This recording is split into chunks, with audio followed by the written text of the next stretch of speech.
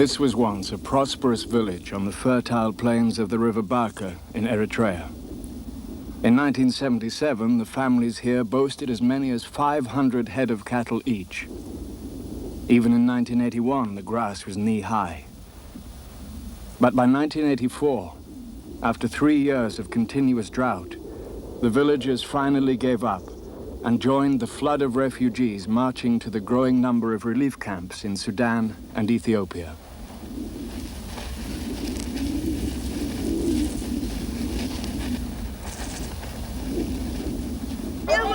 The African famine is the worst catastrophe faced by mankind since the Second World War. In Sudan and Ethiopia alone, more than 1 million people have died since 1983. At least 15 million people in Africa still need help. Tigray province, a wild place, racked by war, scorched by drought, visited by famine. Mekele, a village swamped by 85,000 starving people, food for less than a third that number.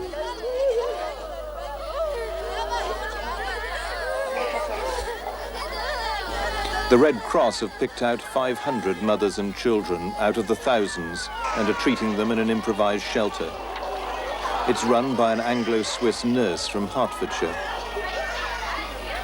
The loneliness of her position is one shattering image in this vast desert, the despair of the 10,000 people. And so at random she picks 300. I mean, most of the people holding up their babies hoping that they'll be picked. And the 300 who are picked are ashamed of being picked. And they're taken behind this waist-high wall where this woman gives them butter oil, because that's all there is to eat. And they turn their backs in shame on the ones who had in effect been condemned to die, the other 9,700. And they have no antipathy in their expression, just this amazing dignity and resignation, and I presume those people died.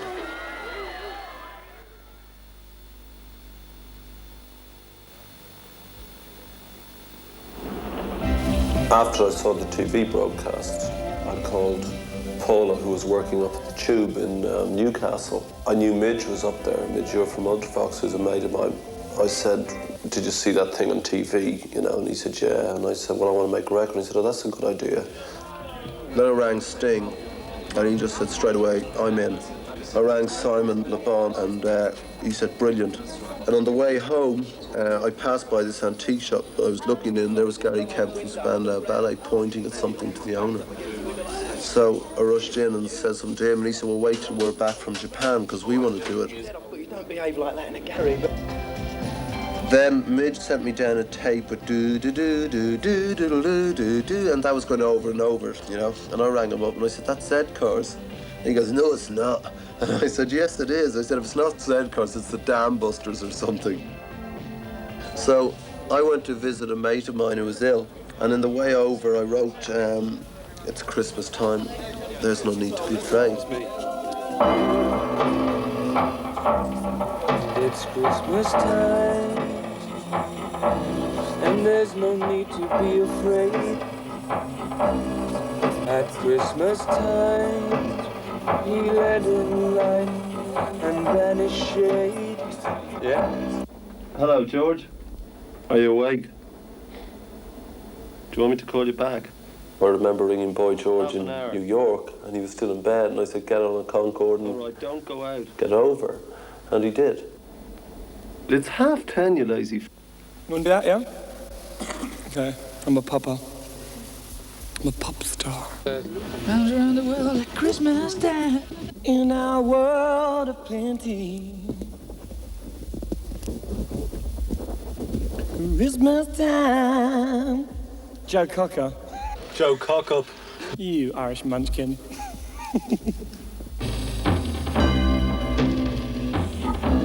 In our world of plenty, spread a smile of joy. Throw your arms around the world at Christmas time. But say a prayer. Pray for the other ones.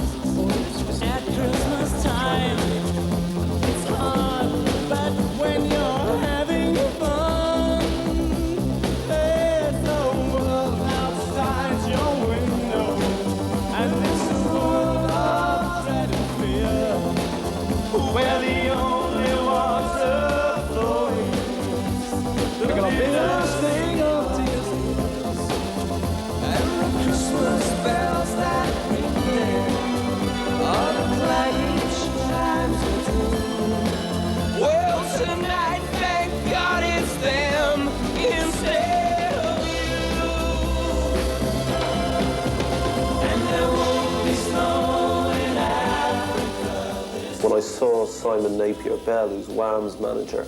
He said, well, how much money do you think you're going to make? And I said, I have really no idea. And he said, well, let's say that you got 22% off the record company, which is a big percentage, and you give your publishing money and you sell $500,000 because you won't have the record out until 2 weeks before Christmas. And that's selling a lot in 2 weeks. You're only going to make 75,000 quid. And I said, well, you have to do something.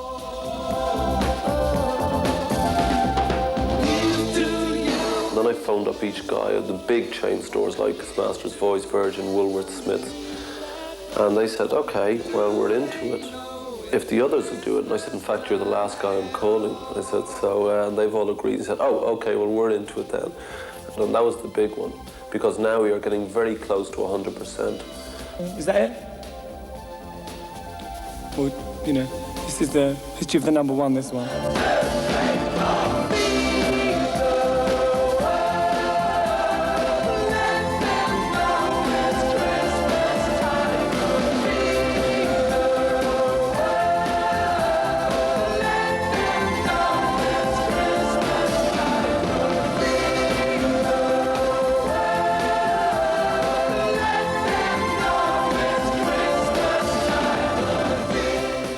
On Simon Bates' show that everyone make it the biggest selling record ever. It's easy. You know, you've got 4 weeks to do this. Of course, in 3 weeks, I mean, the subsequent stuff everybody knows about, people buying 50 records and giving 49 back. Butchers ringing me up and saying they've got a shop front window, can they stock the record and put it in their window? Fortnum and Mason's ringing up and saying, are we allowed to sell records? You know, and the restaurant down there is selling 2,000 in a day. Do They Know It's Christmas entered the British charts at number 1, topped the charts in 12 other countries, and made a staggering £8 million. This encouraged other musicians at home and abroad, and by the summer of '85, more than 20 similar records had been made. We Are the World was number 1 in 16 countries and sold 8 million copies. This famine is one of the great shameful things of our time, and I find it an indictment of us and a pathetic way of living, that a piece of plastic 7 inches across with a hole in the middle is the price of someone's life this year.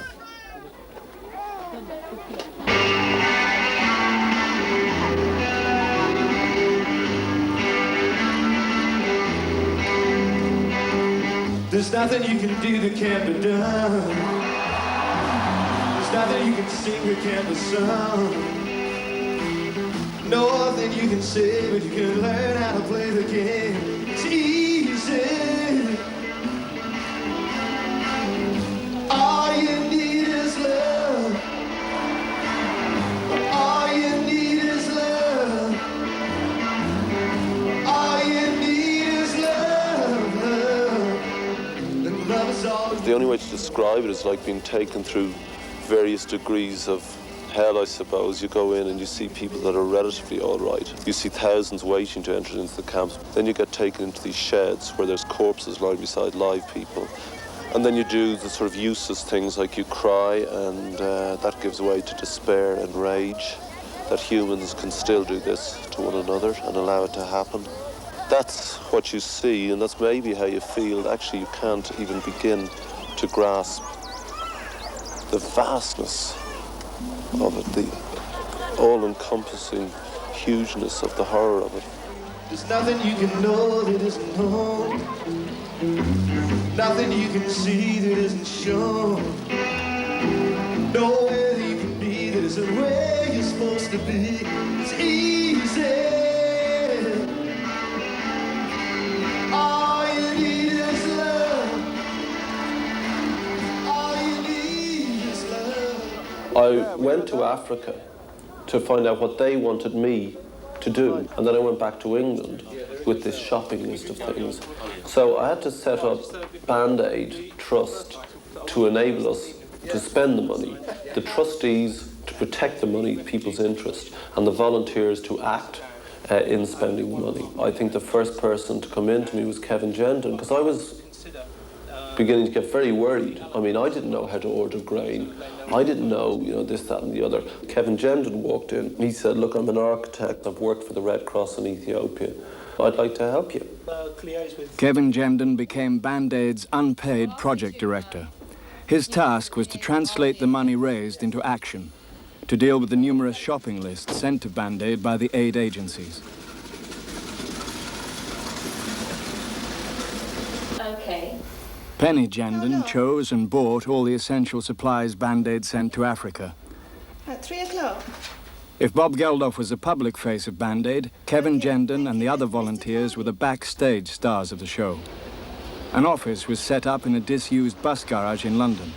The equipment was donated, and nothing was spent on administration, so that every penny from the record would go to relief work in Africa. And then I was having tea one day in the afternoon, and this woman sent across a message saying, "Do you need help?" And I wrote yes on the serviette and sent it back. And that was Valerie Valblondo. It was a businesswoman. As soon as it comes in, I'll get back to you on it.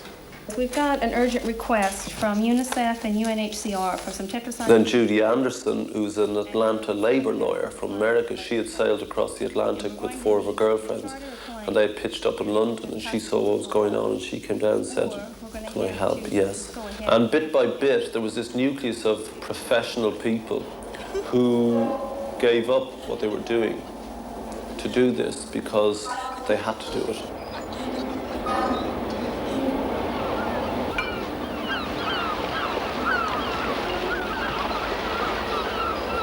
Then Ken Martin came in, who has subsequently now done all our shipping and procurement and stuff. And it came down to it was cheaper to actually charter a vessel of this size than pay the commercial freight rates. And in doing so, we actually created a lot of free space that we could then offer to the other relief agencies and carry their cargo basically free of charge. Band-Aid responded immediately to accommodate the sudden flow of cargo that was coming forward. A lot of cargo that we've carried would never have gone because the sort of agency involved, the charity involved, local churches and faiths just didn't have cash.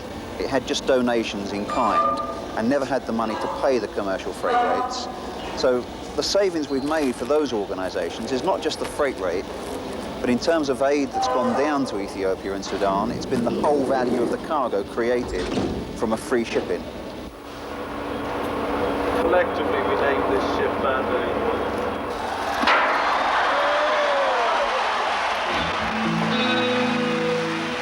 Every breath you take, every move you make, every vow you break, every step you take, I'll be watching you. Every single day, every word you say, every game you play, every night you stay, I'll be watching you. Oh, can't you see, you belong to me. I'm a poor ex, with every step you take, every move you make, every vow you break, every smile you fake, every step you take, I'll be watching you.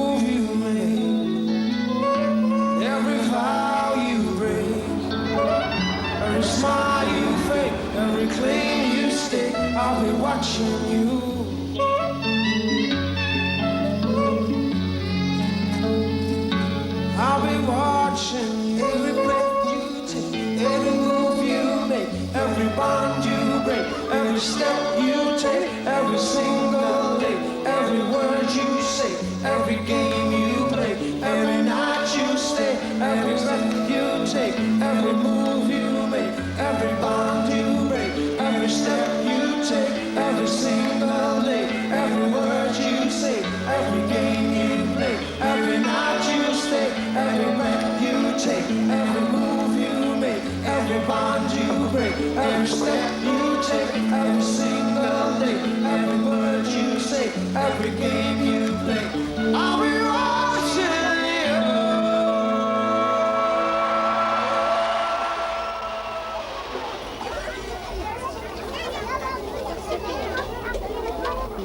Dear Lord, we pray that our contributions, however small, will help to relieve the suffering of the famine-stricken areas of the Third World. Lord, hear us. Lord, graciously hear us.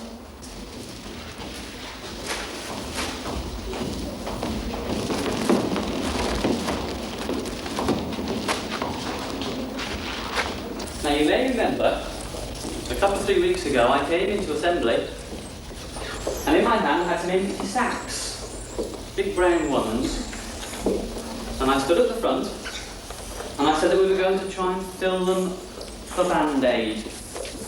Do you remember that? Yes. Right. And we were trying through them to fill our sacks with a sort of food that could be sent to Africa to help those people this Christmas.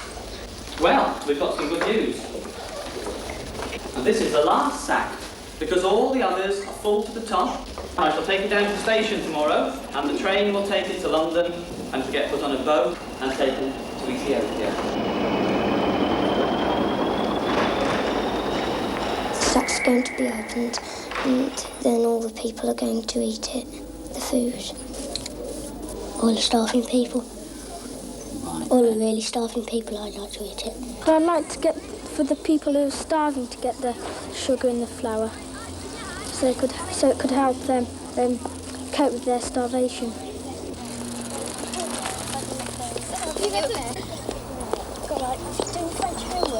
I brought a bag of sugar. I thought it would be good because every grain helps the Ethiopians, and it's about time someone did something about the famine in Africa.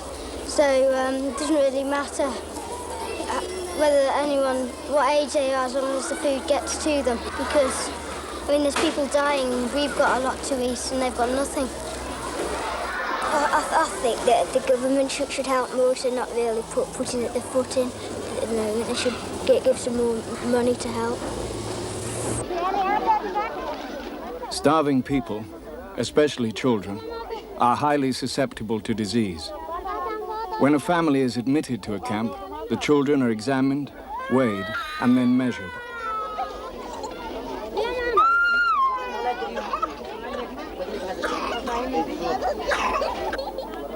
The ratio of weight to height is a way of telling just how undernourished a child is.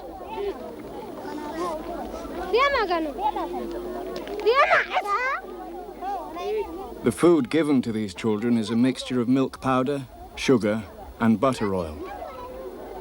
Along with high-protein biscuits, grain, and medicines, these were the essential supplies Band-Aid shipped immediately to the famine areas. Every copy of the Band-Aid record sold bought 29 high-energy biscuits. One high-energy biscuit will keep a child alive for one day.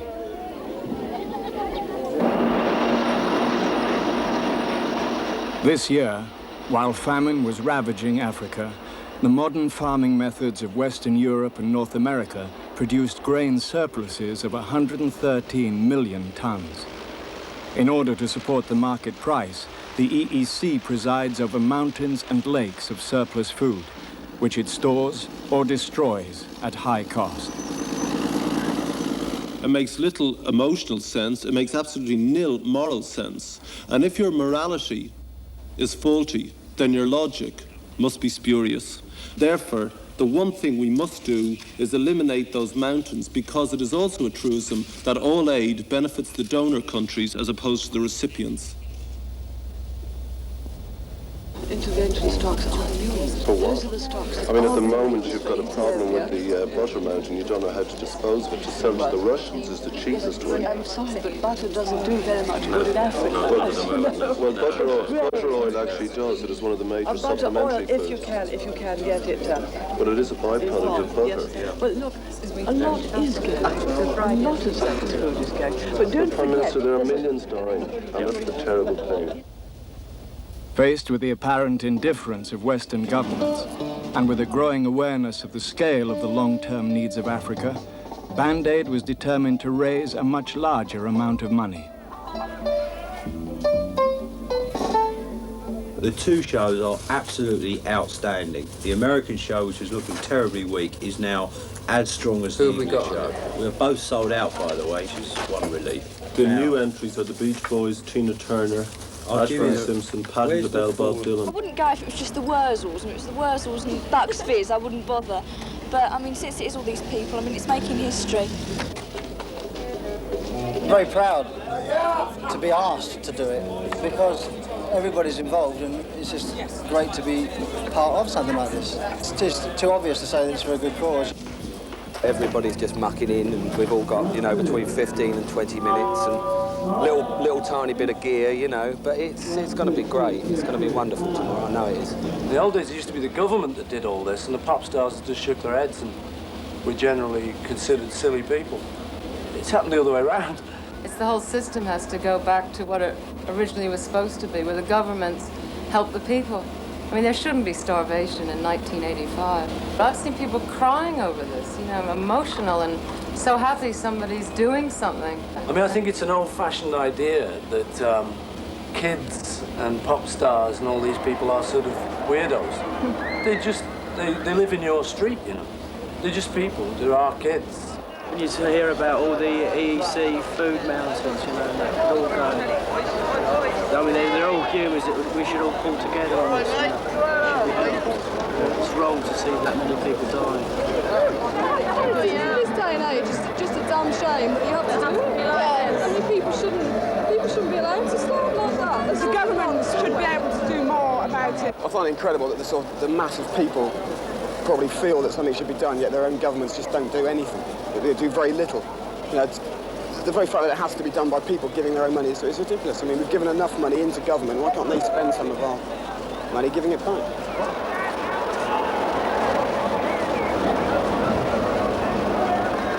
You can be absolutely sure that on the day you die, there'll be somebody alive in Africa because one day you bought a record or a book or watched a pop concert.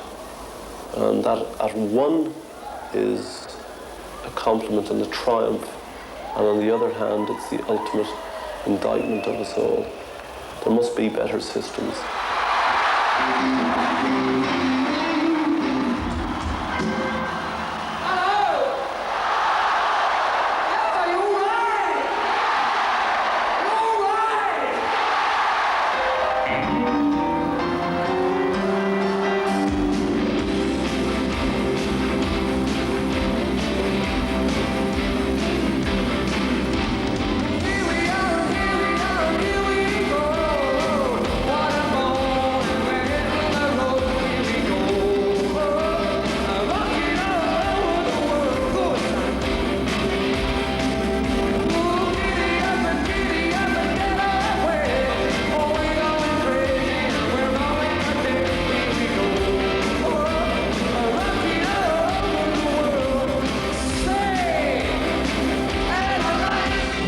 Get on the phone and take some money out of your pocket. Don't go to the pub tonight, please.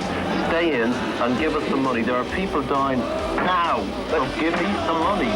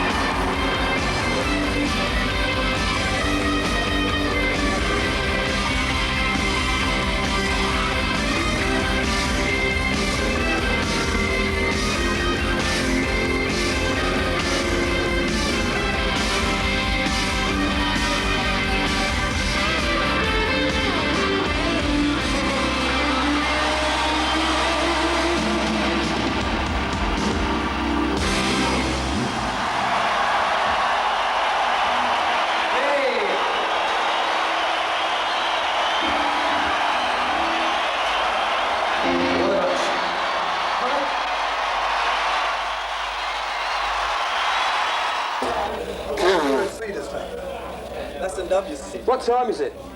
It's Christmas time, and there's no need to be afraid. At Christmas time, we let in light and we banish shame. And in our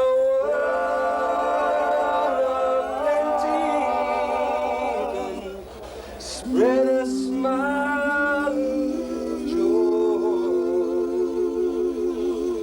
Wrap your arms around the world at Christmas time.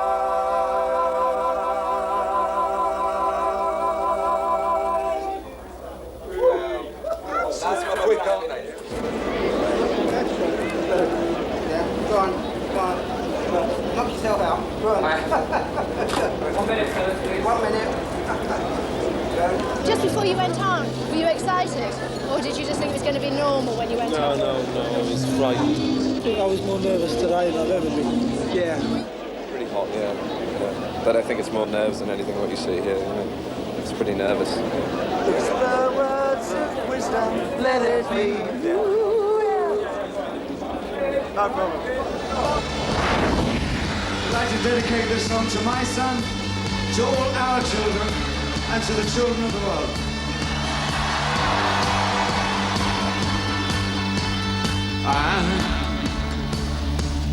I could be king,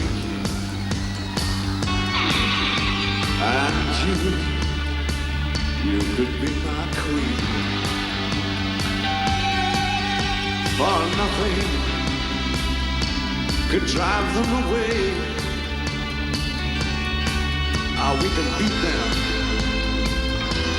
just for one day. Now we can be heroes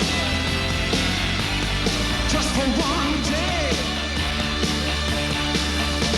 And well, I wish I could swim like dolphins can swim. 'Cause we're lovers, and that is the fact. 'Cause we're lovers, and that is that. Though nothing could keep us together, we can beat them just for one day. We can be heroes just for one day. Yeah. We can be heroes. Yeah. We can be heroes. I said we can be heroes just for one day. We can be heroes. And nothing, and no one will help us. Maybe we're lying, then you better not stay. We can be heroes just for one day.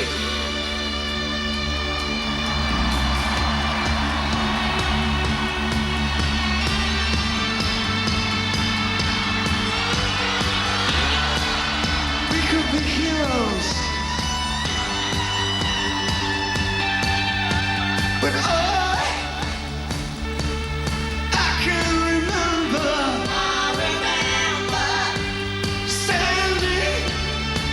Standing by the wall, and the guns shot above our heads, and we kissed, but so nothing could fall. And the shade, and what's on the other side? We can be just for one day.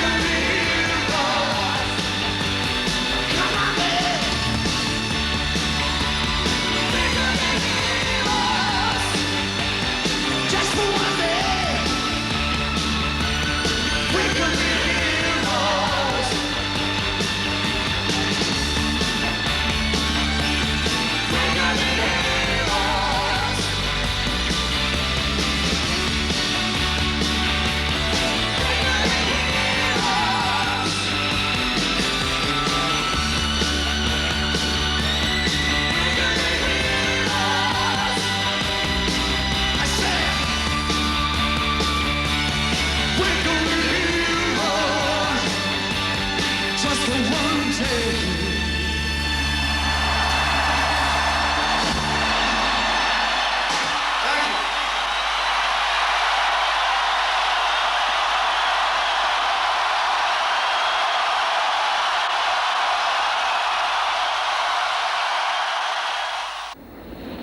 2 days after Live Aid, the Minister for Overseas Development, Timothy Raisin, was dispatched on a fact-finding mission to Ethiopia. On his return, the British government announced that the airlifts of famine supplies, which it had threatened to stop, would continue until the end of 1985. These Hercules airlifts are vitally important. Air transport is expensive, but in Ethiopia, there was no other way of getting regular supplies to the famine-stricken areas of the interior. In the Greater London region, there are 8,000 miles of tarmacked roads. In Ethiopia and Sudan, which together are bigger than the whole of Western Europe, there are only 9,000 miles of all-weather roads in total. In May, news had broken of a severe famine in the Darfur province of Western Sudan, too big for air transport to cope with. Over 3 million people were suddenly discovered to be in need. The situation became even more extreme when the antiquated railway line, the only reliable link to Port Sudan and food, was destroyed by floods. A huge trucking operation was required. At the insistence of project director Kevin Gendon, Band Aid responded immediately. There were risks. Could new trucks be imported quickly enough? And were the second-hand trucks repairable? The criticism that is being made is that you are in danger of getting your fingers burnt, both on the trucking deal and on the timing of your operation. We've been under criticism since we started by everybody, so I'm used to that. We had to set up a trucking corporation in a desert. We found this Geosource fleet, which were a mining company, with a compound, with £250,000 worth of brand new spare parts, with oil storage facilities, Land Rovers, forklifts and cranes, and 60 trailers, never mind the tractor to pull them, and I think 45 trucks. We got it for $800,000, which eliminated our problem of building a compound for $1 million, eliminated our parts problem, eliminated our domestic problem. It was the perfect thing. It was in sight, and we just had to wait for the agreement with the Sudanese to bring in the ones that were in perfect mechanical order. Now, when you see pictures of broken axles, you think, oh my God, they built a complete turkey. I got to tell you that broken axles are endemic. The trucks are now on their way to Sudan. Our compound is in place. The trucks that everybody said wouldn't work, we have over 50% of them working now. We're going to run this trucking operation at cost. So we break up the cartel in Port Sudan, which prevents the flow of food to the west, and therefore people die. We have a free shipping service, and we have a direct line from London through the shipping service, through our trucks, right out to the west. That to me is not a cock-up. That to me is pretty well thought out. As with regard to getting our fingers burned, I don't know any people who've gone into Africa who haven't had their fingers burned one way or the other, and the people who've had their fingers most burned are the ones who are dying. After Band Aid set up its Sudanese trucking operation, the cost of transport fell. Before, the agencies had to compete with each other and pay inflated prices. But now, for the first time, food and essential medical supplies could move more efficiently inside Sudan, and the huge stockpiles at the docks were reduced.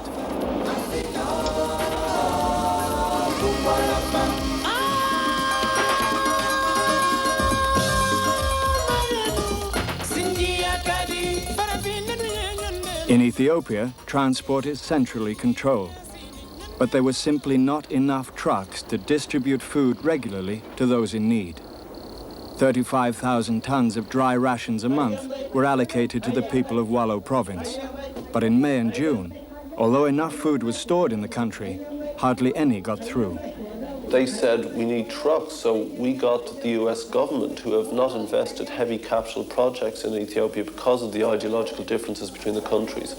And we've put together this 300 truck fleet. Now that is massive, under UN flags. And they have said to us that the fleet can go under UN flag into Tigray and Eritrea. Now, what that means is kind of like Britain being at war with France. and you get a food convoy leaving London to feed the people of Paris. You wouldn't be allowed, at either border you wouldn't be allowed, but they've allowed that. This is the most marvellous thing we've had here in years. I want to congratulate you because you're raising money to relieve suffering in Africa and you're enjoying yourselves at the same time, and what can be better? 1, 2, 3, objet d'arcade!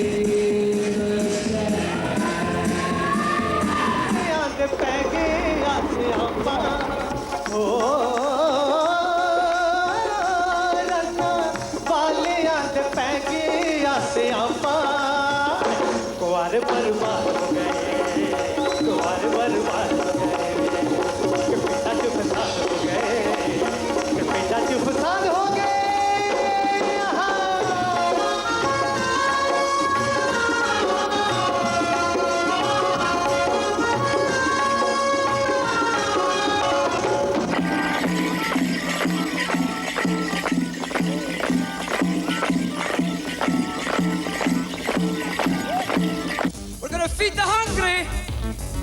Woo! Get ready! All the West, get ready! Get ready! All the West, get ready! Rolling on! The stronger you are, and the surer you'll survive. Now doesn't really make sense at all when you're talking of change.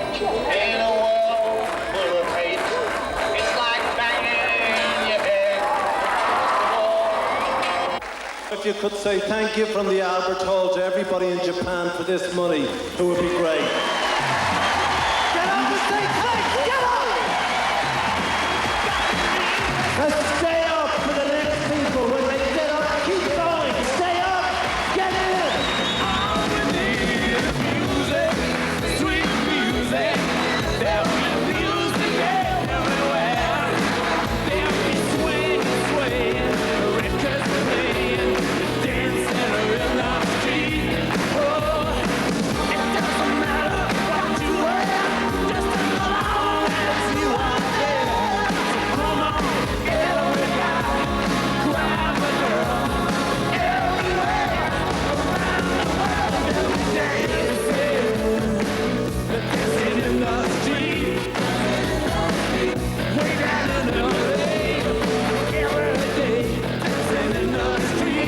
Welcome to Improvise-a-thon 85. Woo. All right, the show where no one knows anything about what's going to happen next.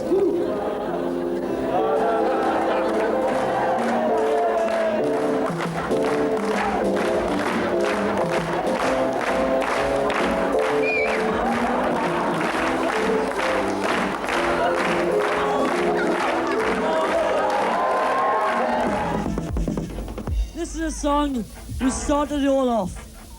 Either world. Either world. Let them know that spring is At Christmas time, it's no time to be afraid. It's Christmas time, letting light vanishing. That in our world of plenty, we can spread a smile of joy. Throw your arms around the world at Christmas time. but say a prayer. Pray for the other ones at Christmas time. It's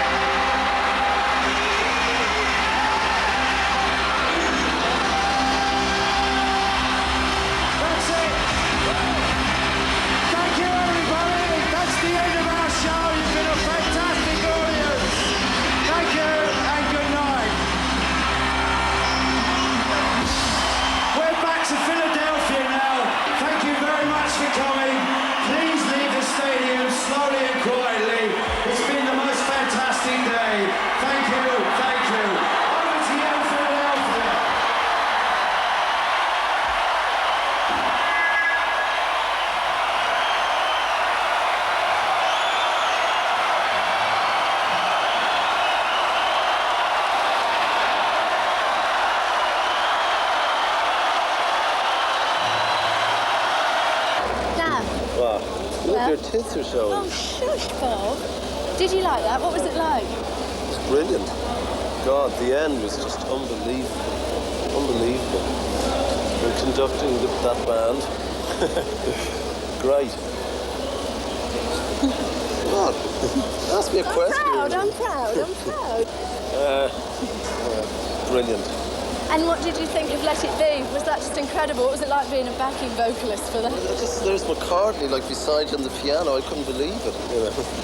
And my 7/10 said, let it be, let it be. Yeah, it was great. It was just, it's unbelievable.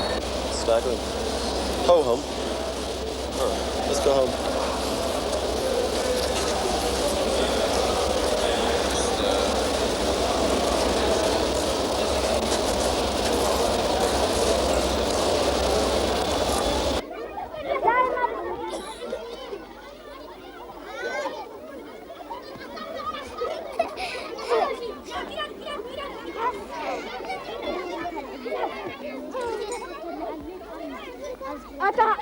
August the 6th, 1985, was a good day for the inhabitants of Relief Camp No. 2 at Mekelle, the very place from which the BBC reported the first news of the famine.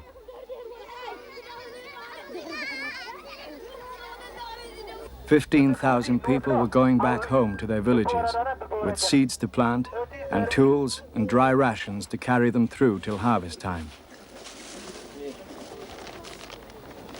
They were each given 1 bar of soap,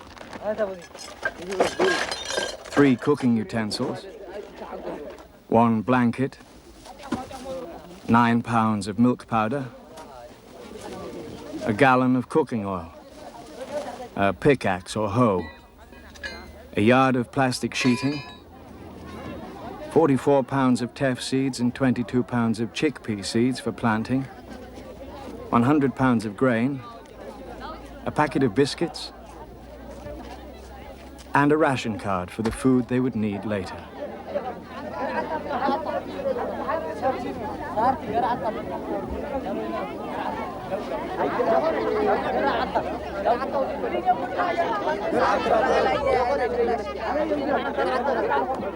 Unless people are able to return to the land in order to plant for the future, there will be no food in Ethiopia tomorrow, rain or no rain.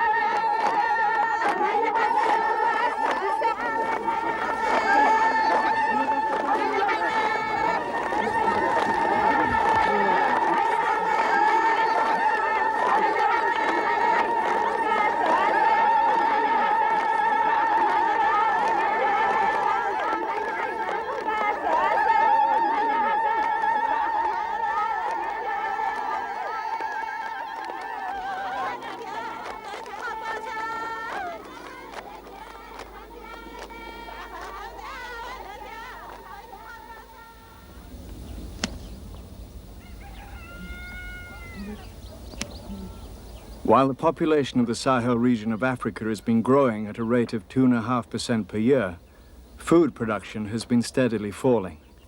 This is not due to a lack of rainfall.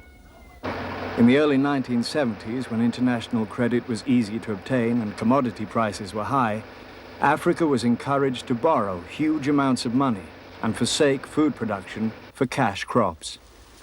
In 1984, several Sahelian countries harvested record crops of cotton. In the same year, they also imported record amounts of grain.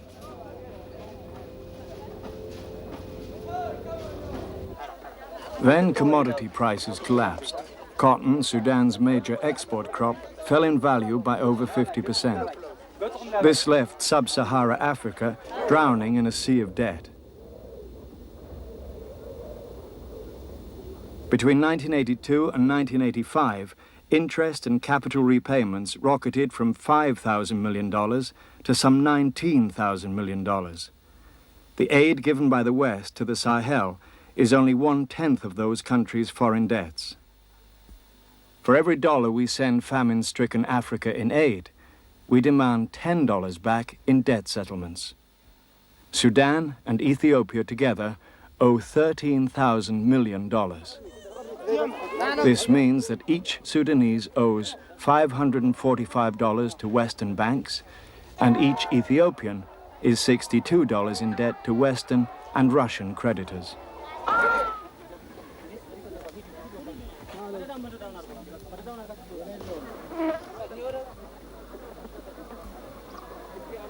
The last famine struck Ethiopia as recently as 1973, and there was a generous response from the people of the West.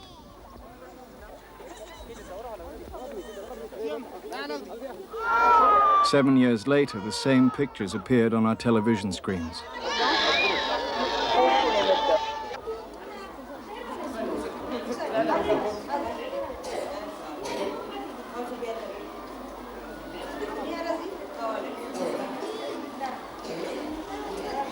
If those people saved from the famine are to be given a chance of a future, there must be a change of emphasis in the long-term aid offered Africa.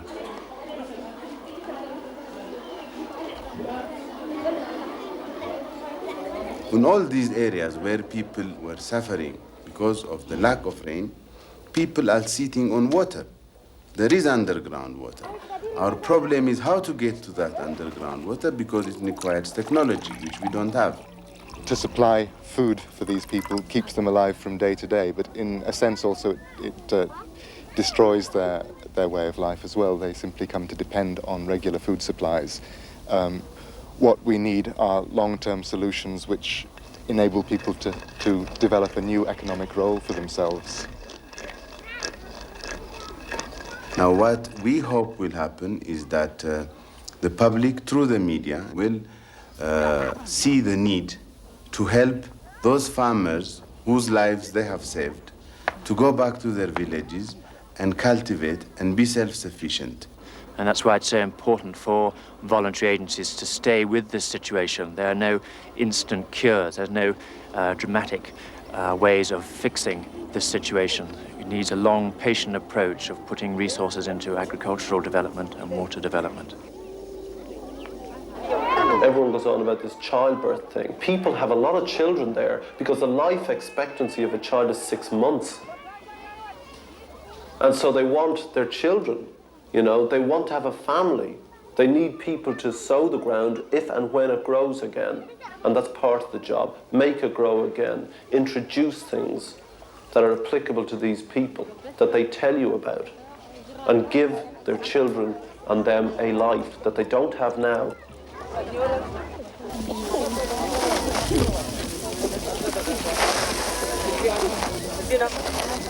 Band-Aid, in the hope of encouraging self-sufficiency, has committed £30 million to fund small projects in health, agriculture and irrigation. Projects more appropriate to the needs of the rural communities.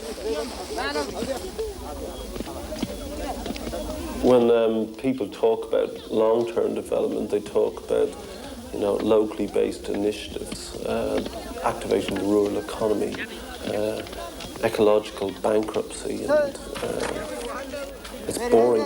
What it really means and what irritates me when people say, well, what are you spending your money? You say on long-term development.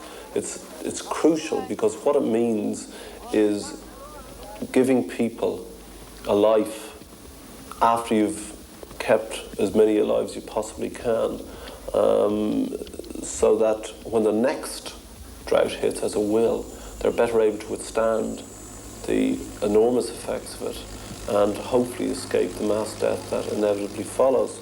And it isn't an exciting thing. It's not exciting to watch a tree grow or a child become an adult. It takes 20 years for the tree to grow, and it takes 20 years for the child to grow, but they will if you do it right. And that's basically what long-term development means. Thanks for coming.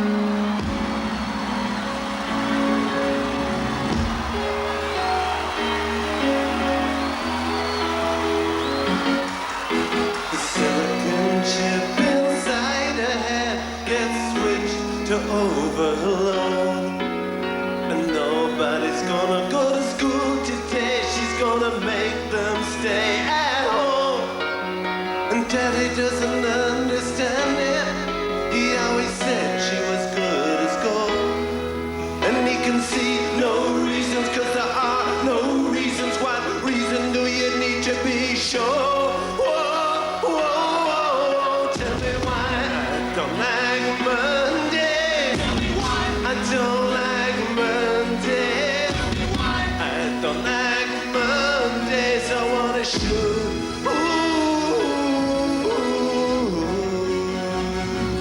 The whole day down.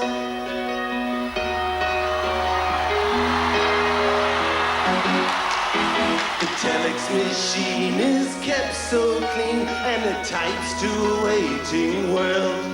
A mother feels so shocked, father's world is rocked, and their thoughts turn to their own little girl. Sweet 16 ain't a peachy keen. Well, it ain't so neat to admit defeat. They can see no reasons, 'cause there are no reasons. What reasons do you need? Oh, whoa, tell me why I don't like Mondays. Tell me why I don't like Mondays. Tell me why I don't like Mondays. I wanna shoot.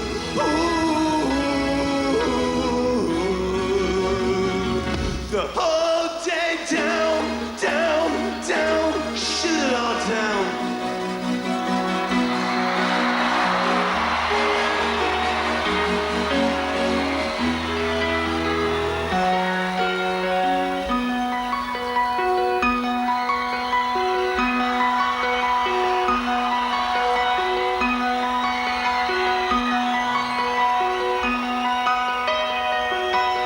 Another playing stopped in the playground now. She wants to play with the toys a while. And school's out early, and soon we'll be learning. And the lesson today is how to die.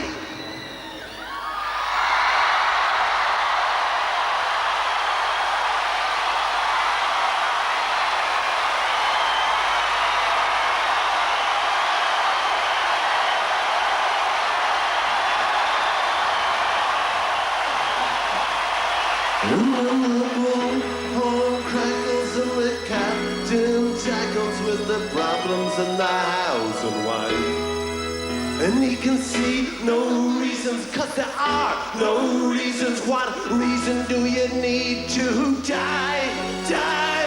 Oh, when the silicon chip inside a head gets switched to overload. Oh, and nobody's gonna go to school today. She's gonna make them stay at home. And Daddy doesn't understand it. She always said she was good as gold. And he can see no reasons, 'cause there are no reasons. What reason do you need to be sure? Whoa, whoa, whoa. Tell me why I don't like Mondays. Tell me why I don't like Mondays. Tell me why I don't like Mondays. Tell me why I don't like Mondays.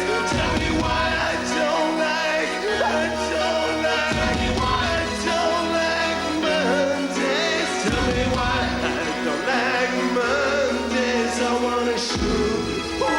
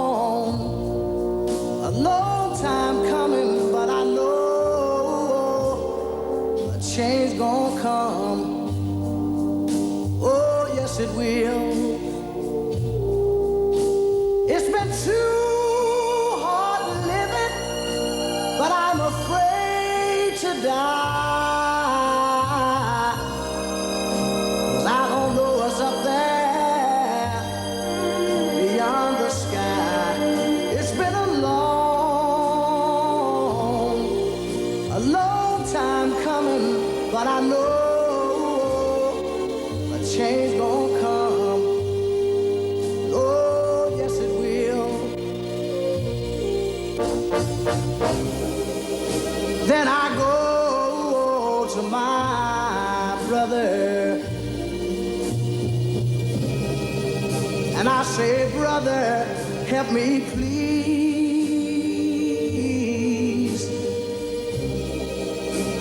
But he winds up knocking me